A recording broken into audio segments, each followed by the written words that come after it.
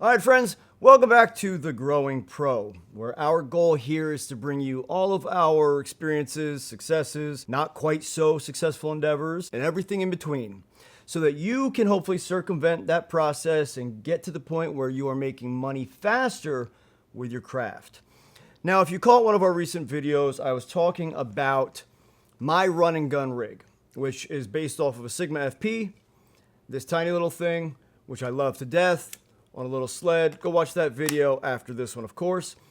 But it's taken me a while to develop exactly what I want and need in a run and gun. And this is perfect. I finally achieved what I think is perfection. Now, I've also mentioned that I love picking up all of these tiny little pancake lenses, I guess they're mostly considered pancake lenses, but they're all tiny little manual focus, metal bodied, cheap lenses. You know, some of them are 50 to 60, 75 to 80 to 100, some are $200. And then I also love my SLR Magic Hyper Prime lenses to death. I love these lenses. Now, this is on my GH6, but I failed to mention one thing, and it's kind of an important thing, and I wanted to bring that up today. With using all of these manual focus lenses, especially these SLR Magic Hyper Primes and even their Cine lenses, which again I utilize on my Micro Four Thirds cameras. Actually, mostly those are the primary lenses that I use on the GH5, the GH6, and I am very, very pleased with the SLR Magic lenses. I love them, and I've been using those lenses for a while, but I love just picking up all these tiny little cheap, metal manual focus, low aperture lenses that you can get for under $100. The Brightin Star we're shooting with right now, this is a 25mm f1.8 Brightin Star, shooting on the Fujifilm X-H1. That thing was like 70 bucks. But there's something I wanted to mention to you today, specifically about 7Artisans and TTartisans, and what sets them apart from all of these other inexpensive manual focus lenses. And it's actually the one thing that bothers me to no end about them.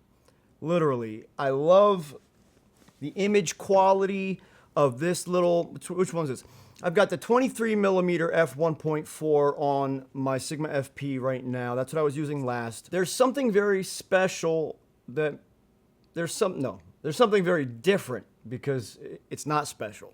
In fact, it's the only thing that I don't like. In fact, it bothers me a lot about the 7Artisans and TTartisans lines of lenses, which, by the way, if you didn't know, they are separate companies. They are not the same company. Many people think that they're the same brand, but apparently they started as one company and then kind of diversified into two different companies under an umbrella brand, and then separated completely. So 7Artisans and TTartisans are not the same brand. They're not the same company. But they both have this one thing in common, and I hate it about their lenses.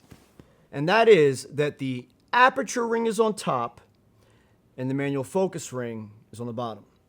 So if you are looking down at your camera, it means that the aperture ring is in the front of the lens, whereas the focus ring is in the back. Now, granted, I'm not using a follow focus on something like this, clearly, but I do use a follow focus on something like this, or with my GH5, and it works quite well with these SLR Magic gears. But the TTartisans and 7Artisan lenses are reversed from all the other ones. So it is slightly inconvenient when you are accustomed to grabbing your rig and positioning your hand in a specific place and pulling focus in the front of the lens with your thumb. Whereas with the TTartisans and 7Artisan lenses, if you go to do that, you're going to adjust your aperture. So you actually have to position your thumb, or however you're going to focus, in the back of the lens. And it does take quite some time to get accustomed to that.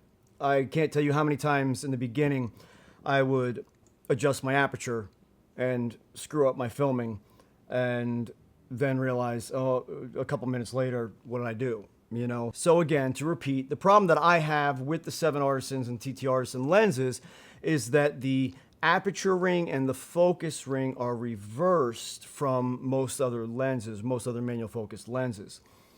It is an inconvenience.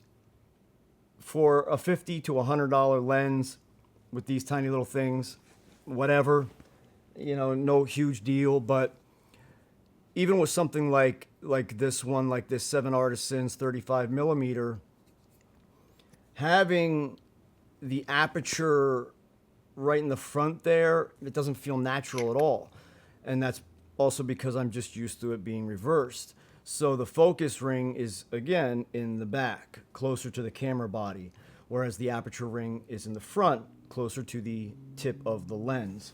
So I wanted to mention that to you guys, just to make sure that I said it. So if you're looking into these lenses, you're already aware of that, because many people are not aware of it. Then they go to buy these lenses and they're like, wait, what am I doing?